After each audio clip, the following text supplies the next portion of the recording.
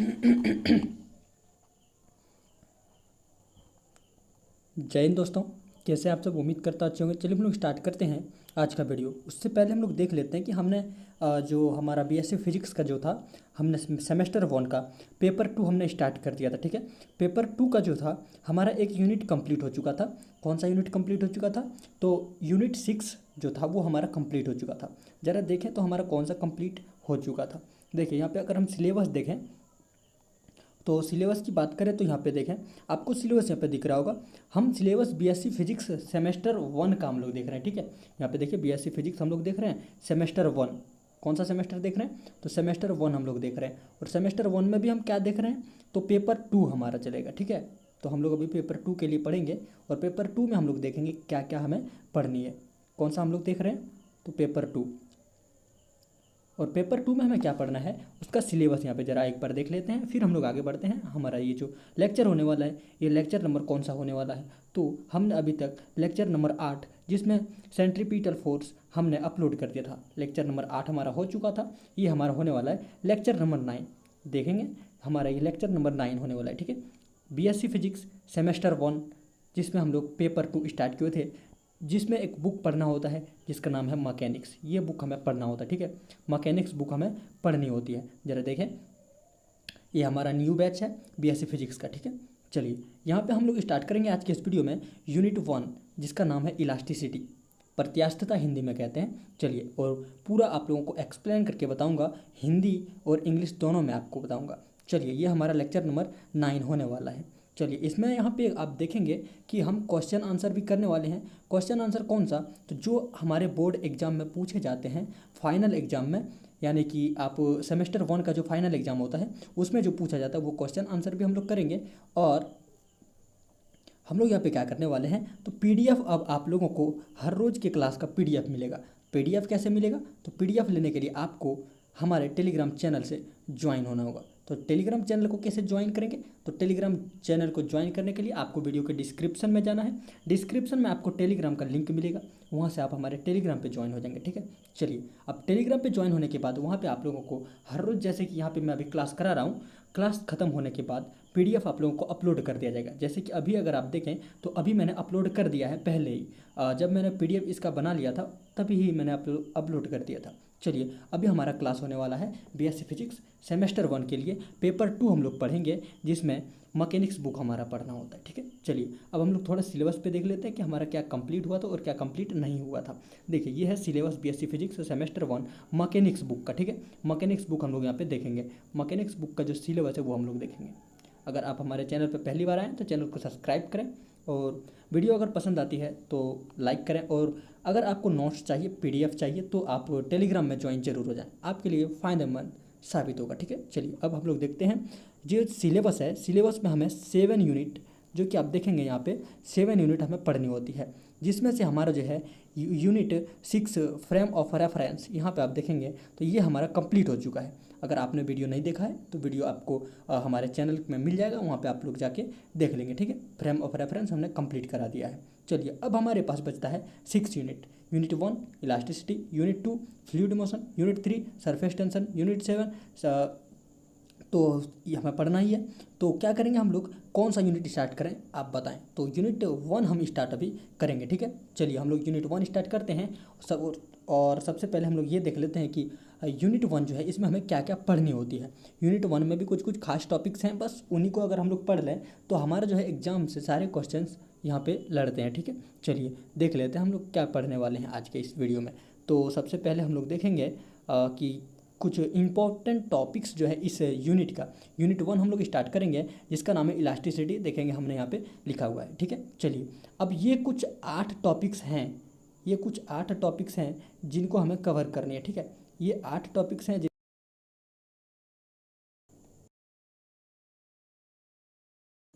तो इन 8 टॉपिक्स को कवर करेंगे। तो थोड़ा सा डिस्टर्बेंस हो रहा है, कोई दिक्कत नहीं। चलिए हम लोग देख लेते हैं क्या करेंगे हम लोग। इस यूनिट को कंप्लीट करेंगे उससे पहले देख लेते हैं कि हमें यहाँ पे क्या क्या खास जो इसमें इंपॉर्टेंट टॉपिक्स है वो पढ़नी होते हैं। आपने देख ही लिया होगा अभी तक कि इसमें हमें क्या क्या पढ़नी होती है। ठीक है, चलिए अब हम लोग क्या करेंगे, आगे बढ़ते हैं। आगे इनके जो फर्स्ट टॉपिक्स हमने यहाँ पे लिखा हुआ, आप टॉपिक्स को पढ़ेंगे। आप वीडियो को पॉज करके भी पढ़ सकते हैं या फिर PDF आपको मिलेगा, वहाँ से आप पढ़ सकते हैं। ये 8 टॉपिक्स हैं इंपॉर्टेंट जो कि हमें पढ़नी होती है और इन्हीं से हमारे एग्जाम में क्वेश्चन पूछे जाते हैं। अब इसके अंदर भी मतलब कि यहाँ पे मैंने लिखा हुआ है इंपॉर्टेंट टॉपिक्स, इसके अंदर भी कुछ कुछ टॉपिक्स हैं उसको मैंने यहाँ पे लिखा नहीं है। ठीक है, जैसे कि अगर हम बात करें, ये जो टॉपिक नंबर 1 हमारा यहाँ पे लिखा हुआ है इलास्टिक कांस्टेंट, आप यहाँ पे देखेंगे इलास्टिक कांस्टेंट क्या होता है ये हमें जानना है। अगर हमें ये पता होगा कि इलास्टिक कांस्टेंट होता क्या है तो उनके बीच का रिलेशन, यहाँ पे देखिए रिलेशन बिटवीन इलास्टिक कांस्टेंट, ये हम आसानी से कर पाएंगे। ठीक है, चलिए अब हम लोग पहला जो यहाँ पे टॉपिक है इस पे डिस्कस करेंगे। वीडियो को ज़्यादा लंबा न करते हुए हम लोग सीधे टॉपिक पे बात करते हैं। ठीक है, आगे बातें होती रहेंगी, अभी जो हमारी क्लासेस आएंगे तो उसमें हम लोग बातें करेंगे। कुछ दिनों से हमारा जो है वीडियो नहीं आ रहा था, अब जो है वो वीडियो आपका आएगा। चलिए अब हम लोग आगे बढ़ते हैं क्योंकि अब हमने वीडियो बनाने का जो माध्यम है उसको चेंज किया है। आप देख सकते हैं पहले मैं वाइट बोर्ड पे बनाता था, तो अभी मेरे पास यहाँ पे वो सारी सुविधाएं उपलब्ध नहीं थी, इसीलिए हमने क्लासेस अभी डाली नहीं थी वीडियो। ठीक है, लेकिन अब हमारी क्लासेस रेगुलर आएगी तो आप चैनल से जुड़ सकते हैं। चलिए अब हम लोग स्टार्ट करते हैं आज का पहला टॉपिक। पहला टॉपिक देखेंगे यहाँ पे क्या लिखा है, elastic constant and relation between elastic constant. क्या होता है इलास्टिक कांस्टेंट, यहाँ पे देखेंगे ये जो हमारा पहला टॉपिक है इस पे हम लोग डिस्कस करेंगे जो हमने वहाँ पे लिखा हुआ था। कहाँ पे लिखा हुआ था, तो देखिए हमने यहाँ पे लिखा था पहला, ये हमारा टॉपिक है, इस पे हम लोग डिस्कस करेंगे। ठीक है, चलिए पहला टॉपिक पे डिस्कस करेंगे और हम लोग देखेंगे इसके अंदर हमें कुछ कुछ खास बातें पढ़नी होती है। पहला इलास्टिक कांस्टेंट क्या होता है वो हम लोग जानेंगे, स्ट्रेस क्या होता है, स्ट्रेन क्या होता है, इलास्टिक लिमिट क्या होता है, बस इतना सा बात हम लोग इस वीडियो में जानने वाले हैं। तो चलिए हम लोग आगे बढ़ते हैं। स्ट्रेस क्या होता है, स्ट्रेन क्या होता है, ये दोनों पहले हम लोग समझते हैं, फिर इलास्टिक कांस्टेंट क्या होता है वो हम लोग समझेंगे, उसके बाद इलास्टिक लिमिट को भी समझेंगे। आगे बढ़ते हैं, हम लोग जानेंगे पहले जैसे कि यहाँ पे हमने क्या लिखा है, ज़रा आप इस पर नज़र डालें। इस पर क्या हमने लिखा है कि इलास्टिसिटी क्या होता है, क्योंकि हम पढ़ने वाले हैं पहला यूनिट जिसका नाम है इलास्टिसिटी। तो इलास्टिसिटी होता क्या है ये अगर हमें पता रहेगा तो हम आगे अगर हमसे कोई सवाल पूछे कि इलास्टिसिटी चैप्टर आपने पढ़ी है तो बताएं कि इलास्टिसिटी होती क्या है, तो उसका हम जवाब देने योग्य हो सकें। उसके लिए हमने यहाँ पे कुछ देखिए लिखा भी है और यहाँ पे कुछ ड्राइंग बनाए हैं, इसको हम लोग सही कर लेते हैं। ठीक है तो चलिए देखिए यहाँ पे हमने तो चलिए हमने यहाँ पे देखिए कुछ स्केच आप लोगों के लिए बनाया है इस टॉपिक को, इलास्टिसिटी को अच्छी तरह से समझने के लिए। ठीक है, इलास्टिसिटी क्या होता है, तो यहाँ पे देखिए हमने क्या लिखा है कि if a body regains its original size and shape after the removal of deforming force. इसका क्या मतलब होता है हम लोग समझेंगे। It is said to be elastic body and this property is called elasticity. For example, if we stretch a rubber band and release it, it snaps back to its original shape. इसका क्या मतलब हुआ, चलिए समझते हैं। देखिए यहाँ पे हमने जो पहले कहा है कि if a body regains its original size and shape, कब, after removal the deforming force. ये डिफॉर्मिंग फोर्स क्या है हम लोग अभी पूरी टॉपिक्स को समझते हैं। ठीक है, चलिए यहाँ पे देखिए हमने ये एक ड्राइंग बनाई है, यहाँ पे देखेंगे ये मान लेते हैं कि ये जो रबर है इस पर हम लोग इधर F फोर्स लगा रहे हैं। क्या कर रहे हैं, इस पे F फोर्स हम लोग लगा रहे हैं। ठीक है, F फोर्स लगाएंगे और इसको अगर इधर भी खींचेंगे और इधर भी खींचेंगे तो ये क्या होगा, ऐसे एक रबड़ आप इमेजिन करें कि आपके पास एक रबड़ है। ठीक है, उसको जब दोनों साइड से आप खींचेंगे तो ये कुछ यहाँ से देखिए इतना इतना ये बढ़ गया। ठीक है, ये इतना बड़ा था, इसको खींच के जब लंबा किया हमने तो ये इतना, देखिए हम मान लेते हैं कि dx है। ठीक है, dx ये बढ़ गया, इधर भी dx बढ़ गया, तो हुआ क्या, ये स्ट्रेच होकर मतलब खींच दिए इसको हम लोग दोनों साइड से पकड़ के। अगर आप रबड़ को कभी खींचे होंगे तो आपको पता है कि रबड़ पतला हो जाता है। क्या हो जाता है, देखिए यहाँ पे ये जो है इसकी मोटाई देखें, आप इसकी मोटाई देखें और इसकी मोटाई देखें, दोनों में कमी आ गई। ठीक है, क्यों, क्योंकि इसकी लेंथ में वृद्धि कर दिया हमने तो इसका जो है मोटाई है वो कम हो गई। और जब हमने इस फोर्स को यहाँ पे देखें, regains its original size and shape after removal the deforming force, तो ये जो फोर्स हमने इस पे लगाया है इसी को हम लोग डिफॉर्मिंग फोर्स कहेंगे। और इसमें क्या कहता है कि जब हम लोग इस फोर्स को हटा देते हैं, इस फोर्स को हटा देंगे तो अगर ये जो साइज और शेप है पुनः से इसको प्राप्त हो जाता है। यहाँ पे देखेंगे पुनः से इसको वो शेप प्राप्त हो गया है जो पहले से था, आपको दिख रहा होगा। यानी कि एक रबड़ को हम पकड़ के दोनों साइड से खींचेंगे और छोड़ देंगे तो क्या होगा कि रबड़ फिर से अपनी उसी अवस्था में आ जाएगा जो उसका शेप और साइज है। तो इसमें हमने वही लिखा है कि after removal the deforming force it is said to be elastic body. यानी कि अगर ऐसा व्यवहार ये दिखाता है तो इस पर्टिकुलर बॉडी को हम लोग क्या कहेंगे कि ये इलास्टिक बॉडी है, और यही गुण this property is called elasticity. और ये गुण अगर है तो इसे हम इलास्टिसिटी कहेंगे। एग्जाम्पल तो आपने समझ ही लिया। लेकिन यदि ऐसा हो, मान लेते हैं कि यदि ऐसा हो कि इस पर जो हमने फोर्स लगाया है उसकी वजह से जो इसके शेप और साइज में चेंज हुआ है वो फिर से ये दोबारा अगर फोर्स को हम लोग हटा देते हैं, फोर्स को हटा देते हैं और ये नहीं हो पाता है, क्या करते हैं हम लोग, चलिए फोर्स को हटाते हैं और देखते हैं अगर ये अपना शेप और साइज नहीं ले पाता है। नहीं ले पाता है क्या मतलब हुआ, चलिए देखते हैं।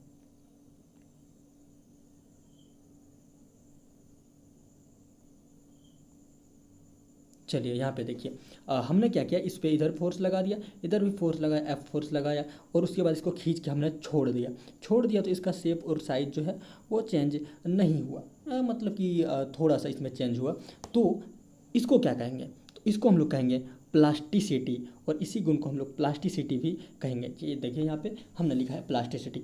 अगर ये अपना देखिए, if a body does not regains its original size and shape even after removal the deforming force, यानी कि फोर्स को हटाने के बाद भी अगर ये अपना शेप और साइज जो ओरिजिनल है वो नहीं गेन कर पाता है तो हम लोग उसे कहेंगे कि ये गुण एक प्लास्टिक का गुण है। आपने देखा होगा, जैसे कि यहाँ पे देखेंगे हमने क्या लिखा है एग्जाम्पल के लिए कि if we stretch a pipe of chewing gum and release it will not regains its original size. यानी कि अगर हम लोग एक पाइप को खींचें पकड़ के, एक पाइप को मान लेते हैं हम खींच रहे हैं, ये एक पाइप है, इसको पकड़ के हम खींचें और फिर छोड़ दें तो ये पाइप जो है ये लंबा तो हो जाएगा लेकिन फिर से ये अपना जो वो शेप और साइज है वो गेन नहीं कर पाएगा। तो ये गुण क्या कहलाएगा, प्लास्टिसिटी कहलाएगा। तो हमने यहाँ पे क्या समझा, दो टॉपिक्स को हमने समझा कि इलास्टिसिटी क्या होता है ये हमने समझा, फिर हमने क्या समझा कि प्लास्टिसिटी क्या होता है। तो दो गुण होते हैं इलास्टिसिटी और प्लास्टिसिटी। जब किसी वस्तु को हम किसी बॉडी को कह सकते हैं, बॉडी मतलब कोई ऑब्जेक्ट है जिस पे हम लोग डिस्कस कर रहे हैं, जैसे कि यहाँ पे हमने एक रबड़ का एग्जांपल लिया था। तो रबड़ को पकड़ के खींच देंगे और अगर छोड़ देंगे तो वो अपना पुनः से क्या कर लेगा कि अपना शेप और साइज ले आएगा, यानी कि ये इलास्टिसिटी कहलाएगा। लेकिन अगर अपना शेप और साइज नहीं ले पाता तो इसे हम लोग प्लास्टिसिटी कहेंगे। तो ये सिंपल सा दो कॉन्सेप्ट हमने समझा। चलिए अब जो हमारे एग्जाम में पूछे जाते हैं वो इस प्रकार से सवाल पूछे जाते हैं। क्या सवाल पूछे जाते हैं, ज़रा देखेंगे आप, यहाँ पे हमने एक क्वेश्चन लिखा हुआ है। क्या लिखा है कि डिफाइन द टर्म स्ट्रेस, यानी कि यहाँ पे इसका कहने का मतलब होता है कि स्ट्रेस से आप क्या समझते हैं वो हमें बताएं। उसके बाद कहता है कि give its units and dimension. Unit और डायमेंशन यानी कि एसआई मात्रक और सीजीएस मात्रक आपने पढ़ा हुआ क्लास 11th में, वो यहाँ पे लिखने के लिए कहा है। फिर कहा है कि describe the different type of stress. Stress के जो डिफरेंट टाइप होते हैं वो बताएं। तो स्ट्रेस के डिफरेंट जो टाइप हैं वो हम लोगों को यहाँ पे बताना है, ठीक है। चलिए इसका क्या आंसर हो सकता है आप लोग कमेंट करके ज़रूर बताएंगे। फिर हमारे यहाँ पे दूसरा सवाल आप देखेंगे क्या है कि व्हाट इज़ द स्ट्रेन, यानी कि डिफाइन द स्ट्रेन। और इसमें कहा गया कि इसके पास शेप जो है यूनिट्स और डायमेंशन नहीं होता है। क्यों नहीं होता है ये हमें बताना है, यहाँ पे पूछा है। और यहाँ पे पूछा है इसका भी डिफरेंट टाइप क्या है वो भी हमें बतानी है, ठीक है। चलिए हम लोग डिफरेंट टाइप भी यहाँ पे जानेंगे। चलिए हम लोग सवाल का जवाब देते हैं। अगर आपको पता है तो आप कमेंट कर सकते हैं, नहीं तो चलिए हम लोग यहाँ पे क्या लिखा है हमने वो देखते हैं। स्ट्रेस और स्ट्रेन क्या होता है यहाँ पे देखिए। तो स्ट्रेस क्या होता है उसको हम लोग समझते हैं कि मान लेते हैं कि ये एक बॉडी है जिसका एरिया ए मान लेते हैं। इस पर हम फोर्स लगाते हैं, एफ फोर्स लगा रहे हैं, ठीक है। यहाँ पे एफ फोर्स लगा रहे हैं तो क्या होगा, इसके शेप और साइज में कुछ ना कुछ तो चेंजिंग आएगा ही, कुछ ना कुछ चेंजिंग आएगा। तो हम लोग स्ट्रेस क्या कहेंगे, स्ट्रेस का मतलब होता है तनाव। वो जो तनाव है वो कितना होगा, इसमें कितना स्ट्रेच होगा वो बताना है। तो लगाया गया फोर्स और एरिया का जो अनुपात है वो स्ट्रेस कहलाता है। यानी कि applied force upon area is called stress. इसको हम लोग ये भी कह सकते हैं the ratio of applied force and ratio is called stress.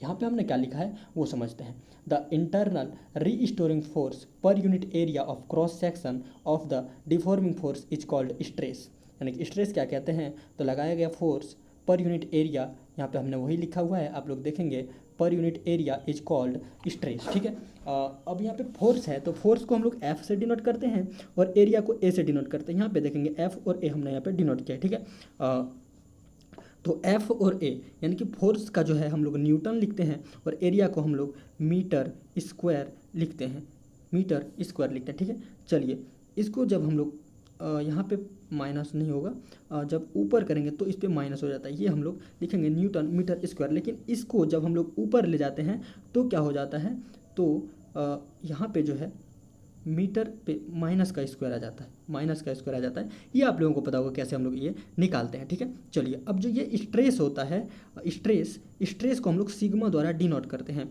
It is denoted by sigma. ये जो सिग्मा है ये आप लोगों को पता होगा सिग्मा।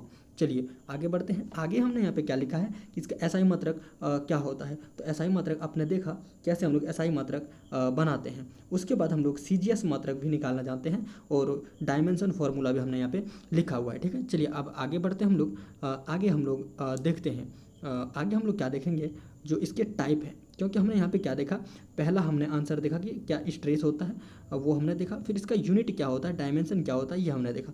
अब इसके डिफरेंट डिफरेंट टाइप क्या क्या होते हैं वो हम लोग देख लेते हैं। उसके बाद इस क्वेश्चन का जो है आंसर हमारा कंप्लीट हो जाएगा। ठीक है, चलिए इसका डिफरेंट डिफरेंट टाइप यहाँ पे देखेंगे, हमने लिख के रखा है। इसके जो टाइप है यहाँ पे हमने लिखा है, इसको आप लोग नोट करेंगे और इसको आप लोगों को याद कर लेना। इसमें कुछ नहीं है, बस कहीं पे आपको दिखेगा कि इसका लेंथ चेंज करेंगे, कहीं पे इसको दिखेगा कि इसका हम लोग एरिया चेंज करेंगे, कहीं पे फोर्स चेंज होगा, यानी कि कुछ कुछ चेंज करके इसको 4 टाइप का बनाया गया है। ठीक है, मेन हम लोगों को वही जानना है, इसके टाइप नहीं पूछे जाते हैं, अक्सर नहीं पूछे जाते हैं, कभी कभार ये पूछ लिए जाते हैं। तो इसको आप चाहे तो नोट करके याद भी कर सकते हैं और अगर चाहे छोड़ो ना तो छोड़ भी सकते हैं, उतना इंपॉर्टेंट ये नहीं है। ठीक है, चलिए अब आगे बढ़ते हैं। हमारा दूसरा सवाल जो था, दूसरा सवाल क्या था कि स्ट्रेन क्या होता है, स्ट्रेन क्या होता है और इसका जो है डायमेंशन यूनिट क्यों नहीं होता है, यूनिट और डायमेंशन क्यों नहीं होता है, ये हमें जानना। ठीक है, चलिए आगे बढ़ते हैं। इसके देखिए हमने यहाँ पे आंसर क्या लिखा है। सबसे पहले तो आप ये जान लें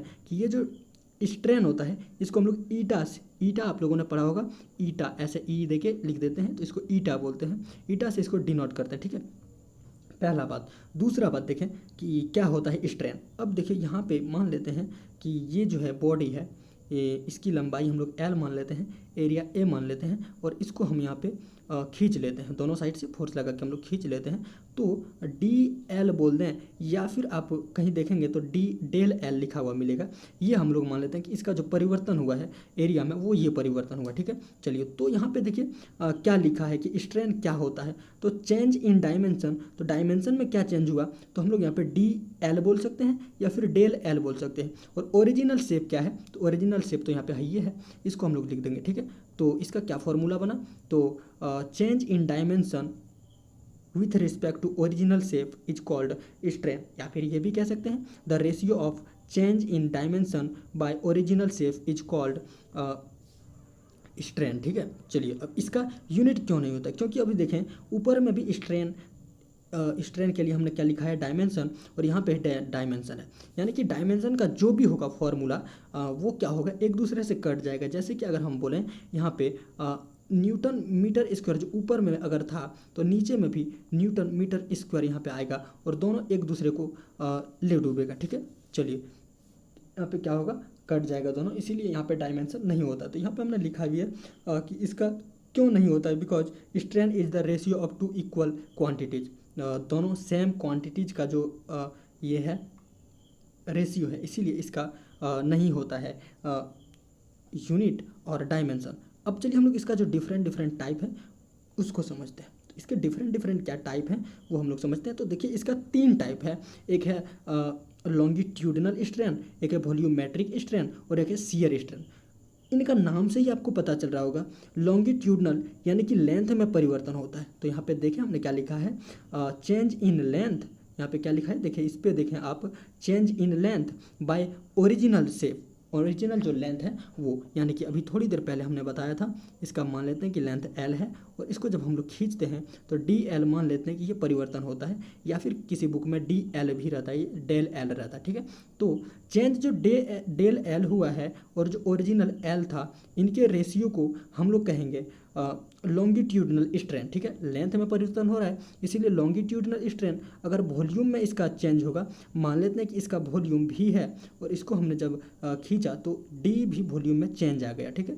डी भी वॉल्यूम में चेंज आ गया तो क्या हो जाएगा, डी भी बाई भी, ये इसका हो जाएगा ये वॉल्यूमेट्रिक स्ट्रेन। उसी प्रकार से शियर स्ट्रेन क्या होता है वो हम लोग समझते हैं। तो शियर स्ट्रेन के लिए इसमें पूरा आपको नहीं दिख रहा है, तो हम लोग क्या करेंगे, दूसरा पेज लेते हैं। इसमें देखें आपको पूरा का पूरा ये दिख रहा है।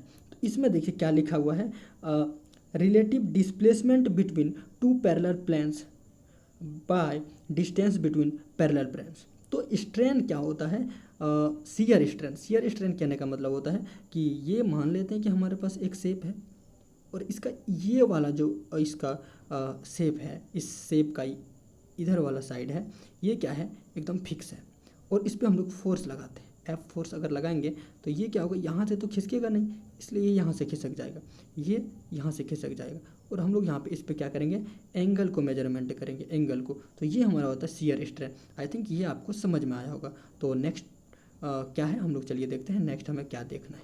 यहाँ तक आपको समझ में आया होगा। अब चलिए नेक्स्ट हम लोग देखते हैं कि हमें क्या देखना है। तो नेक्स्ट क्या है, तो आज के वीडियो में हमने क्या क्या देखा एक बार देख लेते हैं। यूनिट 1 हमने स्टार्ट किया इलास्टिसिटी, और इसमें हमने क्या क्या देखा। तो इलास्टिसिटी का जो फर्स्ट ये हमने टॉपिक्स लिखा था, इसको हम देख रहे थे। अभी ये कंप्लीट नहीं हुआ, ये कंप्लीट अभी 2 क्लास लग जाएगा इसको कंप्लीट होने में। चलिए आगे बढ़ते हैं। फिर हमने देखा ये 2 सवाल हमने किया। एक पहला सवाल ये स्ट्रेस क्या होता है, दूसरा स्ट्रेन क्या होता है, वो हमने देखा, ठीक है। चलिए अब आगे हम लोग देखते हैं कि आज का हमारा क्या है। तो आज की वीडियो को हम लोग यहीं पे रखेंगे और नेक्स्ट क्लास में हम लोग देखेंगे हुक्स लॉ। हुक्स लॉ क्या होता है, तो Hooke's law stress is directly proportional to strain होता है, यही बताता है हुक्स लॉ, ठीक है। चलिए नेक्स्ट क्लास में हम लोग मिलेंगे और नेक्स्ट क्लास में हम लोग क्या देखेंगे, तो हुक्स लॉ क्या होता है। तो यहाँ पे देखें हमने लिख रखा है कि हुक्स लॉ क्या होता है, ये हम लोग नेक्स्ट क्लास में डिस्कस करेंगे। तो आज के वीडियो को हम लोग यहीं पे समाप्त करते हैं।